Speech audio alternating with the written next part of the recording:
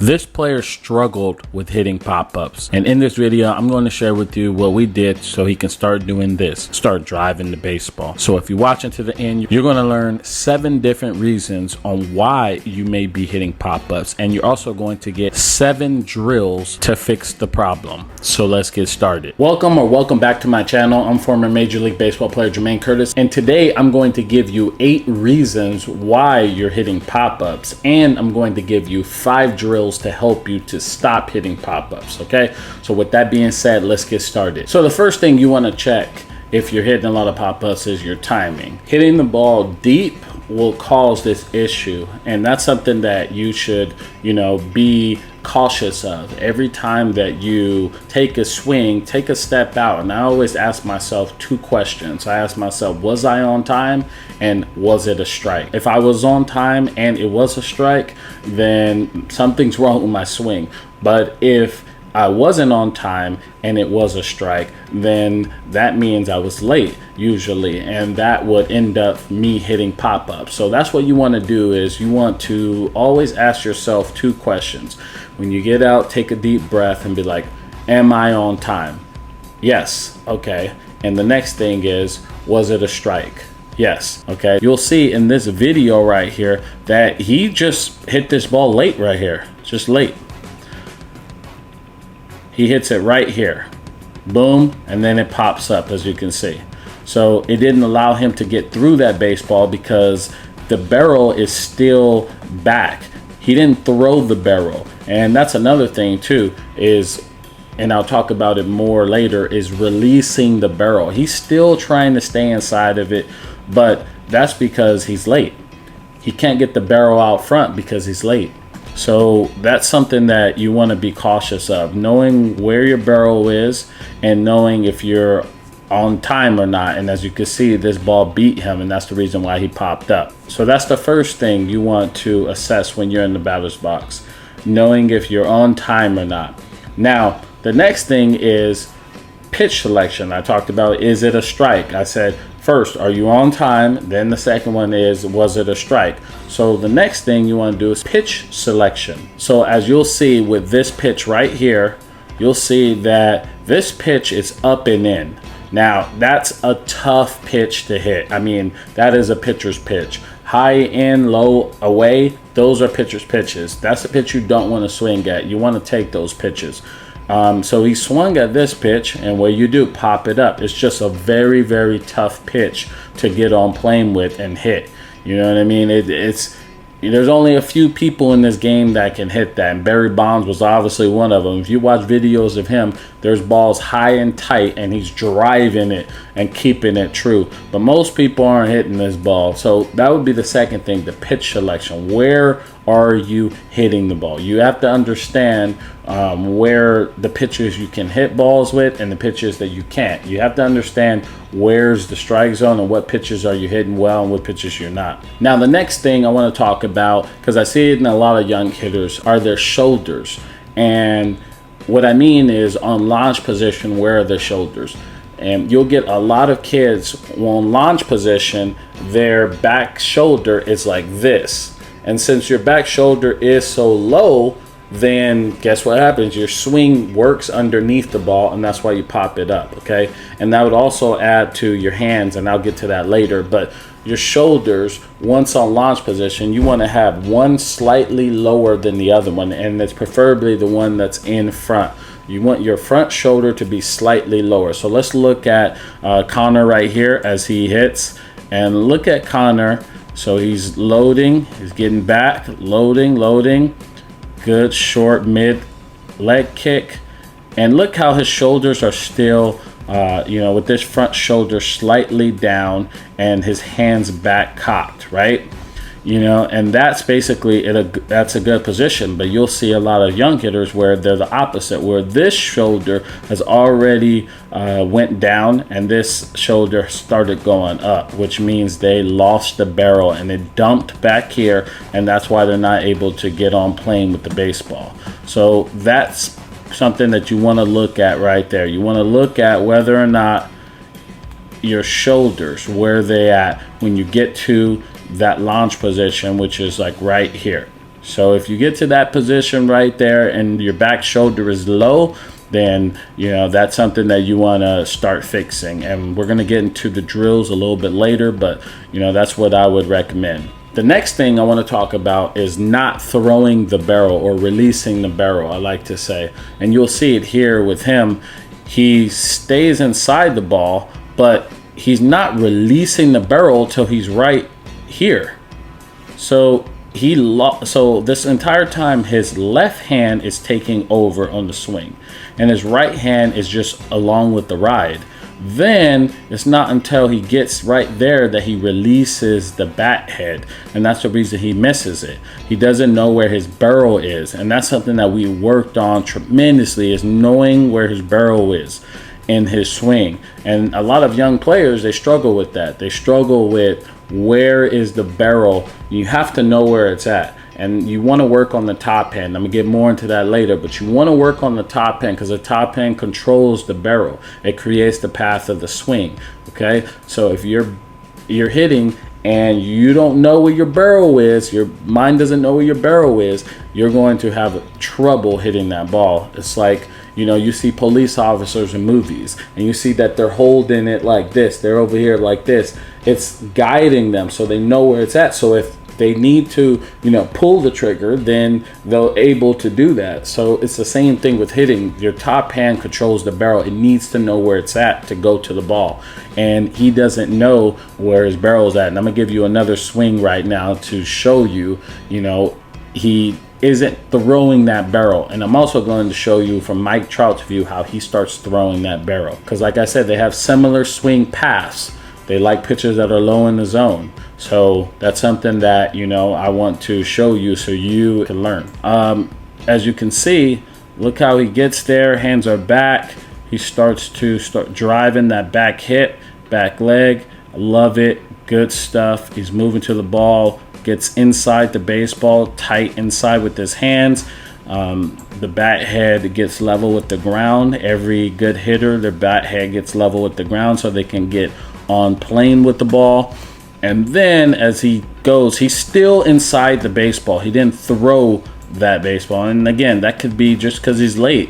That could be the issue as well. But look at the bat head right here and then right there. You see how that's deep? That ball got in on him, and that's why he popped this ball up. So you want to throw that bat head and get it out front and drive this baseball, especially if it was an inside pitch, which it looks like it was an inside pitch. He stayed in too much, stayed inside of it too much. He's pushing the ball instead of throwing that bat head. Now, I'm going to show you a swing from Mike Trout right now that's pretty similar pitch that he threw the bat head. He got the same mechanics, pretty much similar in that how he got to the ball, but how he throws the bat head to the ball to drive it. So let's look at it right now. So look at Mike Trout. And look how Mike Trout gets his hands back. Remember I talked about the shoulders? Look how his shoulders are slightly lower here, hands slightly above, okay? And then as he starts getting that heel down, he starts turning that back hip, okay?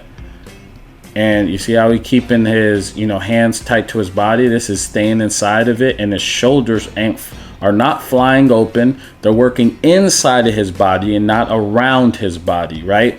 You see a lot of young hitters, they're right here, and then this front shoulder starts leaking away. Well, he's working inside. He's going to get in here. He's fighting his body to keep the bat head and everything close, right? You see that front shoulder still is in there. It's not flying out. And this whole backside is getting connected. It's connected. Look at that. And then again, what I talked about the bat head has to get even with the ground, right? And this is all connect. That back elbow is getting in the slot now. And now he's working, again, inside his body, not around his body. And then he starts going. Okay, remember Connor in this position right here, the bat head is still right here. But then look what happens as the ball he starts throwing this top hand to the ball. And you see how the barrel is now going to the ball? And that's how he drives that baseball. So he's just taking that top hand to the baseball right out here. And I always try to focus on the front foot. Can you hit it about your front foot right in this area? And if you hit it a little bit further out front, that's when you're going to drive baseballs just like this one right here. Okay?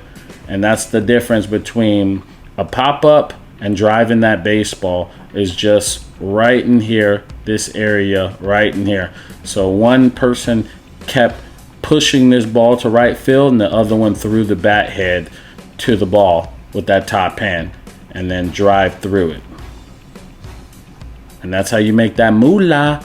And just to finish up, you'll see it right here. He's still staying inside of it, did not throw the bat head. He's like guiding the bat head. And then, boom, he tries to release it all the way out here, but the ball's right in here. So now he's beat, and that's where we got that fly out. Okay, so another reason you might be popping up is because your hands are too low.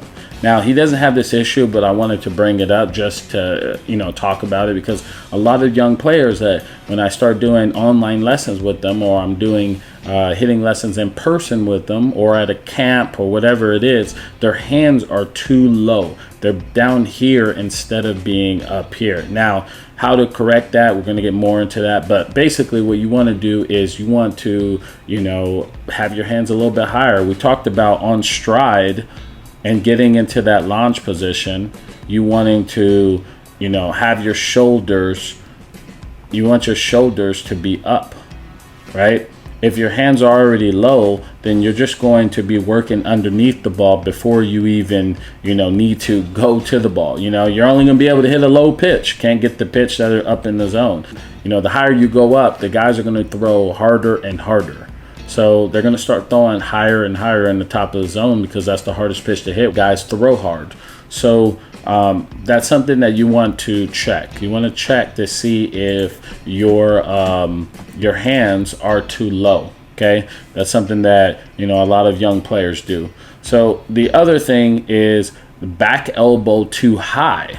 Okay, and what I mean is this: you'll see, in Little League, they tell you to keep your back shoulder up. Okay, well, if your back shoulder is up and it's really in an awkward position, I guess your scap is activated, but what happens is they start doing this just to, try to get to the ball. First move, because your elbow so high, is here. You want to be comfortable. You want to be here, and then you want to get up. You want to get your scap activated. You don't want to be here and then drop low. So that's something that you want to also be cautious of. Maybe you want to bring your hands just a little bit down to more comfortable position and just go up, when you load, instead of being here like this and then trying to go. Again, right there, that would cause that issue. And now that I'm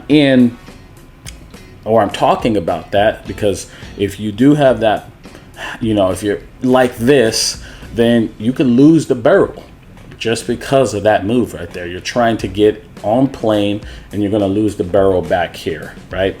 And another reason why I'm talking about that is also your hands. You'll see a lot of young players, they're gripping the bat like this. Look how just gripping the bat like this, for how you're not going to be able to control the barrel of the bat, because you're gripping it like this. They're like real hard and grip. So I always say I line the knuckles up, because I always wanted my hands to be like a hammer in my hand. Like if you were, if you had a hammer in your hand and you were trying to put it to a nail, you're going to be right here like this, boom, right to the ball, right to the nail, right? You're not going to be like this, gripping it, trying to hit it like that. You're not. You're going to put it in your knuckles and go right to the nail, and then you can maneuver it or manipulate it the way you want to get the result that you want. So that's something that you should also think about as well.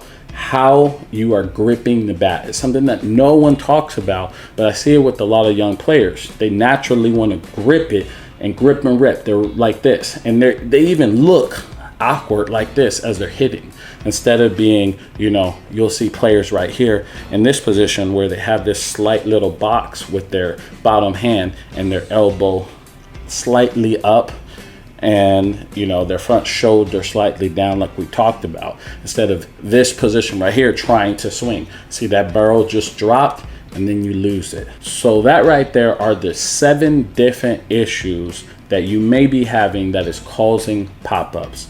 I truly believe that if there are one of those things that are causing you to pop up, and if you fix those things, which now we're going to talk about it, it's going to really help you to hitting more line drives. Okay, so one of the things that you'll hear everyone say, get on plane with the baseball. And it's hard for young kids to understand what that means. And one of the things I do is I put a glove on their top hand, and it's something that I learned from Barry Bonds personally. He taught me this drill, and it's really helped me to develop in my career. It really helped me to be the player I am today. And I highly recommend that you do it. So one of the things I do is I put a glove on their hand, and I'll give you the drill. I'll show the drill in a few seconds, but just to explain it a little bit more, I put a glove on their hand and I tell them to catch it with their top hand. Now I put the glove where the glove is like this, so it forces them to turn the barrel. I don't have it where it's like this, right? I have it where it's open so they turn the barrel, because if you're hitting, you're going to turn the barrel, turn it and get it on plane, right? So I have it where it's open, and then I have them get on plane with it. And if it's a high pitch, they're going to catch it like this, where it's open this way. And if it's a low pitch, it's going to be, a little bit under. Okay, so that is also teaching them to control the barrel. Okay, so that is the drill that I like to do with them, and it gives them a way to view how to get on plane with the baseball. And I like to do it off a pitching machine. I like to do it off a BP, and I just have it slowly work towards them. And I have them do it slowly to get that feeling. I want them to do at first just catching it so they learn the strike zone, and then I have them work through it like they're swinging it, so they're working through the baseball with a slightly upward swing. And again, I like to use it off BP, not on flat ground, but when I'm on like a slight mound, so it gives them that angle, so they start working up and through the baseball and getting on path with it. So now I'm going to show you the drill. So the drill I recommend to you is a drill I learned from Barry Bonds. The drill I recommend you will allow you to be more direct to the baseball, will teach you to control the strike zone, and will teach your body to stay back and let the ball come to you. The drill I recommend to you is the catch drill. This drill is by far one of my favorites drill and can be used in so many ways. So what you are going to do is drop your bat, you're going to get in your batter stance, have a partner flip you the ball, and you're going to catch it with your top hand. So if you're a right-handed hitter, you're going to catch it with your right hand. If you are a left-handed hitter, you're going to catch it with your left hand. In this video right now, I'm using a pancake glove. I usually use a left-hander's glove and put it on my right hand so I can catch it, but I left it at home, so I made an adjustment. Anyways, as you can see, what you want to do is you want to get ready as if you were going to hit the ball and catch it with your top hand. The main reason I like this drill is we are going to get more into that later, but it allows you to see what the body is doing before you take a swing. So I use this drill before I started hitting in the cage, and it's what I do with my students the first thing when they get inside the cage. I also like this drill because it starts working your hand-eye coordination, and it trains you to learn the strike zone, which is a very important thing. It's definitely one of my favorite drills, and I did this every day in my routine. Now I do it all with my students. Now, to get a little more deeper, the reason I like this drill is because you get to see what your body is doing. For example, if a player is opening up, you immediately see it, and you can make adjustments without swinging the bat. Or if your head is not staying on the baseball, you'll be able to see it, and you'll be able to feel it and notice it. Or if you're not getting extension through the baseball, you can make corrections and teach to get through the ball just by using this drill. I also like this drill because it teaches the strike zone. Earlier in the video, I was taking pitches that were balls. If you do this, this will allow you to learn the strike zone as a hitter, which is very, very important, especially as you move up the ladder in competition. And if you control the strike zone, you get better pitches to hit, and this will result to more success. Another reason I love this drill is because it gets your top hand to get on plane with the ball. See, the top hand controls the barrel and also creates the path of the swing. And if your top hand is going direct to the ball, or in other words, goes directly to catch the ball, you are going to hit. The last reason I love this drill is because if you are a player that is jumping at the baseball and not staying back, this will teach your body to let the ball come to you, which will make you more balanced. And balanced is one of the most important things when it comes to hitting. So the next drill I like to do to help you understand your point of contact and being direct to the baseball and controlling it and going right to the baseball is the tap drill. With this specific player right here, Connor, we started to work with the tap drill. The tap drill helped him out a ton because what happened was he couldn't feel what I was trying to translate. So I was like, all right, how do I get him to do that? And the tap drill was the way. And with that, it slows everything down and forces him to control the barrel and be right direct to the baseball.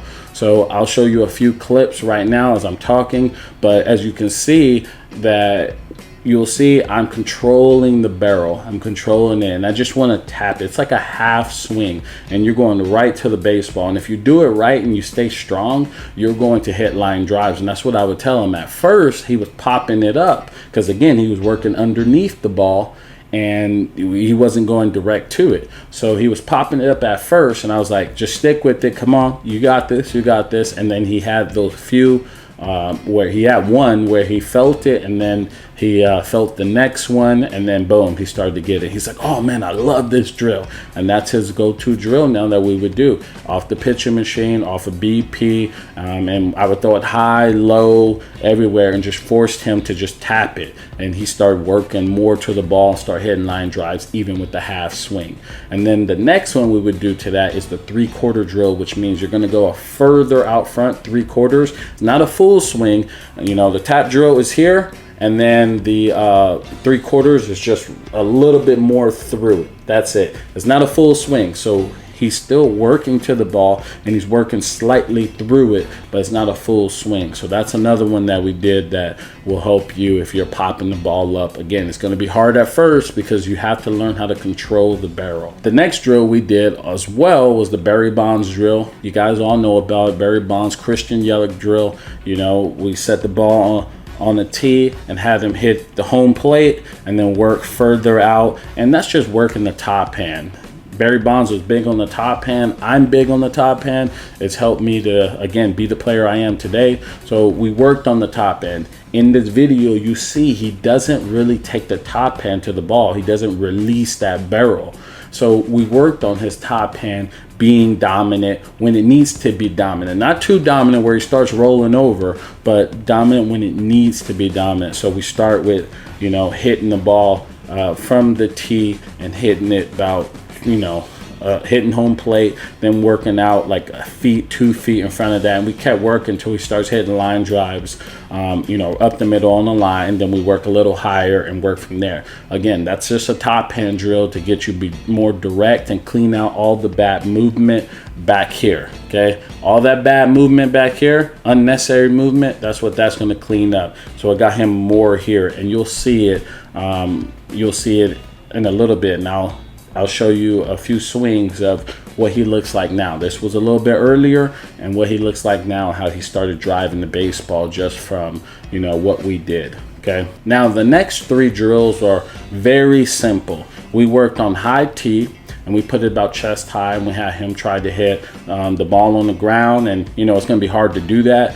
But what happened was he was hitting low liners, and we focused on him doing that. We just put it out front further so he could start pulling that ball, and we started working back, so he started driving it to right center. So we just did high tee, simple drill. Everyone does it against working that top hand. And then we did top hand as well, having him control the, you know, barrel with the top hand. Did, you know, one hand drills, working that top hand. And then the last one, we we had him on the tee and we had one leg on the ground. So we had his back knee on the ground and his front knee out. And what we did was we just had him hit off the tee and hit low liner. So we took away his lower half and forced him to use his hands to go direct to the baseball. And that usually started cleaning up. And you'll see in this swing right here, and you probably already seen in the intro, that he basically was more direct to the ball and he released that barrel,